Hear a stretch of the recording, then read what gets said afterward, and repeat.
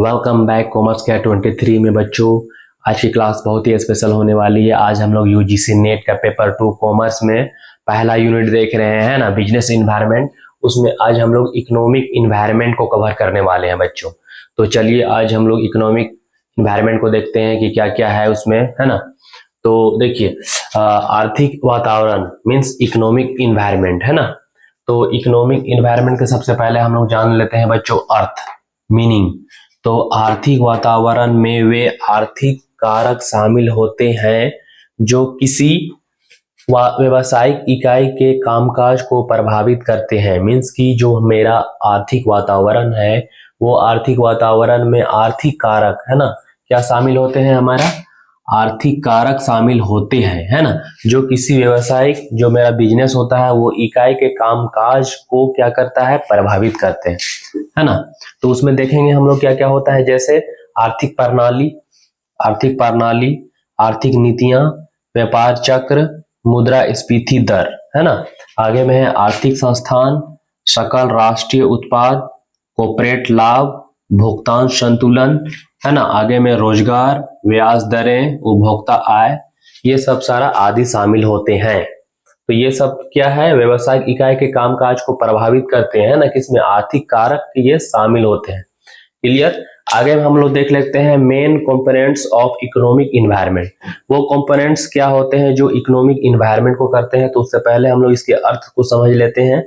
जिस तरीके से प्रत्येक व्यक्ति समाज में रहता है, कोई भी व्यक्ति कहाँ रहता है, समाज में रहता है, तो क्या कहा जाता है कि इसमें मुख्य समस्या यह उत्पन्न होती है या यह संसाधन में आवंटन में कैसे उत्पन्न होती है, वो हम लोग आगे देखेंगे। कि जिस तरीके से प्रत्येक व्यक्ति समाज में रहता है उसे आर्थिक प्रणाली कहा जाता है।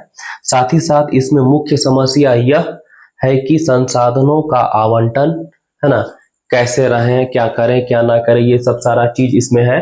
तो आगे में फिर उसी को लेकर हम लोग देखते हैं कि टाइप्स ऑफ इकोनॉमिक सिस्टम, आर्थिक जो समस्या या आवंटन की समस्या होती है उसी में क्या हमको करना होगा, इकोनॉमिक सिस्टम करना होगा। Means type of economic system, वो there are 3 types of economic system. तो क्या क्या होगा, तो इकोनॉमिक सिस्टम में सबसे पहला होगा capitalised economy, and second socialised economy, and last mixed economy, है ना बच्चों। चलिए आगे हम लोग क्लास को कंटिन्यू करते हैं। इसमें कोई दिक्कत नहीं होनी चाहिए समझने में, बेसिक तरह से हम लोग अभी पढ़े। देखिए बच्चों, आर्थिक वातावरण में जो हम लोग क्लास कर रहे हैं यूजीसी नेट पेपर 2 कॉमर्स का, उसमें क्या है कि इकोनॉमिक एक्टिविटी, देखिए अभी हम लोग there are 3 types of economic activity. तो उसमें पहला होगा मेरा क्या, पहला हो गया मेरा कैपिटलाइज इकोनॉमी, है ना, पहला। दूसरा मेरा होगा सोशलाइज्ड इकोनॉमी, तीसरा मेरा हो गया मिक्स्ड इकोनॉमी, है ना। तो पहला में जो हम देखेंगे अभी कैपिटलाइज्ड इकोनॉमी, इसमें क्या होता है कि ये प्राइवेटली ओनर होता है ना। उसके साथ ही साथ इसमें फ्री मार्केट इकोनॉमी होता है, प्रॉफिट अर्निंग का काम होता है। एग्जांपल में अगर हम देखें तो पहला देखिए जापान एंड कनाडा, ऐसा इकोनॉमी है जो प्राइवेटली ओनर्ड है, साथ ही साथ मार्केट फ्री इकोनॉमी है और प्रॉफिट अर्निंग करती है। दूसरा में हम लोग देखेंगे सोशलाइज्ड इकोनॉमी, इसमें क्या होता है, मेजर रूल ऑफ गवर्नमेंट, इसमें गवर्नमेंट का हाथ होता है, major work under this is social welfare, है ना। आगे में है इसे कमांड इकोनॉमी भी कहते हैं। तो इसमें एग्जांपल हम क्या कहते हैं, तो सोवियत रशिया या फर्स्ट इकोनॉमी ये है। आगे में आते हैं मेरा थर्ड नंबर में मिक्स्ड इकोनॉमी, है ना। मिक्स्ड इकोनॉमी क्या होता है, तो ये दोनों में आते हैं, है ना। कैपिटलाइज भी हो सकता है और साथ ही साथ सोशलाइज भी हो सकता है ना, कैपिटल और सोशल दोनों, है ना, ए बी दोनों। साथ ही साथ ना कि यह गवर्नमेंट का दर्जा होता है और ना ही इसे प्राइवेट का दर्जा दिया जाता है ना। तो इसमें हम लोग क्या बोलेंगे, ये कॉम्बिनेशन ऑफ बोथ, मतलब ये दोनों का कॉम्बिनेशन वाला ये मिक्स्ड इकोनॉमी होता है ना। तो ये था अभी हम लोग आर्थिक वातावरण देखे, जिसमें there are 3 types of economic में पहला देख रहे थे हम लोग कैपिटलाइज्ड इकोनॉमी देखें, सोशलाइज्ड इकोनॉमी देखें एंड लास्ट मिक्स्ड इकोनॉमी देखे बच्चों। चलिए अब हम लोग आगे देखते हैं बच्चों। देखिए बच्चों, अब हम लोग जैसे आर्थिक वातावरण को कंटिन्यू करते हैं, उसमें अब हम लोग देखेंगे इकोनॉमिक पॉलिसीज, है ना। तो इकोनॉमिक पॉलिसी में क्या क्या आता है वो हम लोग देख लेंगे एक नजर में। देखिए इकोनॉमिक पॉलिसी में क्या होता है, तो सबसे पहला physical policy, monetary policy, industrial policy, है ना। इसके बाद है labour policy, foreign trade policy and agriculture policy. तो इसमें जो हम लोग देखें अभी तो ये सब सारा क्या है, इकोनॉमिक पॉलिसी है। सबके बारे में आप डिटेल में देखिए, physical policy, monetary policy, industrial policy, है ना, labour policy, foreign trade policy and agriculture policy. ये सब सारा पॉलिसी किस में आता है, तो इकोनॉमिक पॉलिसी में आता है। जो अभी हम लोग इकोनॉमिक एनवायरनमेंट देख रहे थे, इसमें ये सब सारा चीज था जो अभी हम लोग कवर किए बच्चों। कंज्यूमर प्रोटेक्शन एक्ट, तो आप जो इसमें देखेंगे कि इसमें क्या होता है, तो सबसे पहला उपभोक्ता संरक्षण अधिनियम 1986 है ना, कंज्यूमर प्रोटेक्शन एक्ट 1986। आगे में है, भारत में उपभोक्ताओं के अधिकारों की रक्षा के लिए बनाया गया एक महत्वपूर्ण कानून है ना। क्या कंज्यूमर प्रोटेक्शन एक्ट क्या है, भारत में उपभोक्ताओं के अधिकारों की रक्षा के लिए बनाया गया एक महत्वपूर्ण कानून है ना। आगे में यह एक अधिनियम 25 दिसंबर 1986 में लागू हुआ। कब हुआ, 25 दिसंबर 1986, और 2019 में इसे संशोधित किया गया है ना। आगे में है, इसका मुख्य उद्देश्य उपभोक्ताओं को उनके अधिकारों के बारे में जागरूक करना है ना, और जागरूक करना और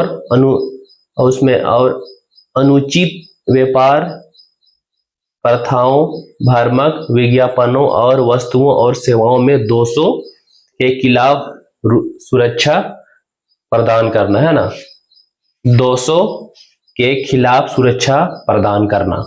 आगे में है, उपभोक्ता संरक्षण अधिनियम 1986 की मुख्य बातें उपभोक्ताओं के अधिकार 6 मौलिक अधिकार प्रदान करता है ना। जो मेरा कंज्यूमर प्रोटेक्शन एक्ट है वो क्या करता है, उपभोक्ताओं के अधिकार 6 मौलिक अधिकार प्रदान करता है। पहला अधिकार सुरक्षा का अधिकार है ना, दूसरा अधिकार सूचना का अधिकार, तीसरा अधिकार पसंद का अधिकार, चौथा में सुनने या जानने का अधिकार है ना, पांचवा में निवारण करने का अधिकार, एंड लास्ट सबसे इंपोर्टेंट उपभोक्ता शिक्षा का अधिकार है ना।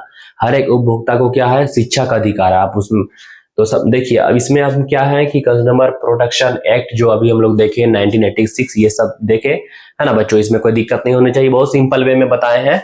अब आगे हम लोग देखते हैं इसमें बच्चों। अब हम लोग क्लास को कंटिन्यू करते हुए कंज्यूमर प्रोटेक्शन एक्ट 1986 में अब हम लोग क्या करते हैं, उपभोक्ता विवाद निवारण तंत्र में अब हम लोग क्या देखेंगे कि जो उपभोक्ता विवाद निवारण तंत्र होता है उसमें क्या है, अधिनियम उपभोक्ताओं के उनके विवादों को हल करने के लिए त्रिस्तरीय तंत्र प्रदान करता है ना।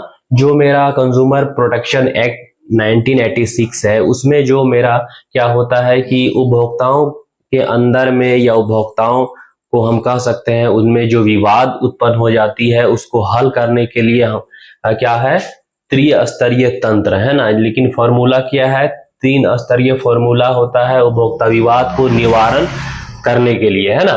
तो क्या होता है, पहला होता है जिला उपभोक्ता विवाद निवारण आयोग है ना, दूसरा होता है राज्य उपभोक्ता विवाद निवारण आयोग, एंड लास्ट मेरा होता है राष्ट्रीय उपभोक्ता विवाद निवारण आयोग। पहला जो हम होता है मेरा डिस्ट्रिक्ट लेवल पे होता है ना, means district customer dispute redressal forum. ये इसमें क्या होता है, जिला के उपभोक्ता विवाद निवारण करते हैं, जिला स्तरीय करते हैं। दूसरा में जो होता है मेरा राज्य उपभोक्ता विवाद निवारण आयोग, उसमें क्या होता है वो स्टेट लेवल पे होता है, means state consumer dispute redressal commission. इसमें क्या होता है कि मेरा राज्य स्तर में जितना सारे विवाद का काम होता है वो सब सारा इसमें देखा जाता है। आगे में है राष्ट्रीय उपभोक्ता विवाद निवारण आयोग है ना। अब राष्ट्रीय के अंतर्गत means national consumer dispute racial commission. अब इसमें है कि पहला हम देख रहे थे जिला के अंतर्गत, उसके बाद में आगे हम लोग राज्य के अंतर्गत, उसके लास्ट मेरा क्या हो गया, राष्ट्रीय के अंतर्गत। तो ये अभी हम लोग क्या देख रहे थे बच्चों, यूजीसी पेपर 2 में हम लोग देख रहे थे, कॉमर्स का पेपर है जिसमें हम लोग देख रहे थे बिजनेस इन्वायरमेंट में कंज्यूमर प्रोटेक्शन एक्ट 1986 है ना, जो अभी हम लोग देखे बच्चों। तो बच्चों अब हम लोग देख रहे हैं यूनिट 1, उसमें आगे अब हम लोग फॉरेन एक्सचेंज मैनेजमेंट एक्ट 1999 को अब हम लोग देखने वाले हैं। तो उसमें सबसे पहला देखिए इंट्रोडक्शन है ना।